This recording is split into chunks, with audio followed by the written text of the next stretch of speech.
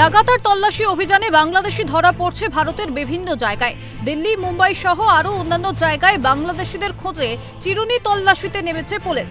এমন পরিস্থিতিতে বাংলাদেশে ফিরতে গিয়ে কোচবিহারের মেখলিগঞ্জ সীমান্তে গ্রেফতার 7 বাংলাদেশি। তাদের বিরুদ্ধে অবৈধভাবে ভারত থেকে বাংলাদেশে প্রবেশের অভিযোগ রয়েছে। তল্লাশি চালিয়ে তাদের থেকে উদ্ধার হয়েছে 53,000 ভারতীয় টাকা, কাতারের মুদ্রা, 1 রিয়াল। পশ্চিমবঙ্গের শান্তিতে বিচরণ করছে অনুপ্রবেশকারীরা। তোপ অম্বিকানন্দ মহারাজের। পশ্চিমবাংলাটা তো অনুপ্রবেশকারীদের একরকম প্রায় দুর্ভেদ্য গড় হয়ে গেছে। অনুপ্রবেশকারীরা এখন পশ্চিমবাংলাতে শান্তিতে বিচরণ করছে।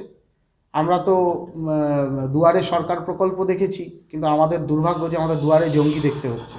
দুয়ারে জঙ্গি কীরকম না, যেখানেই দেখিবে ছাই উড়াইয়া দেখো তাই পাইলেও পাইতে পারো অমূল্য রতন।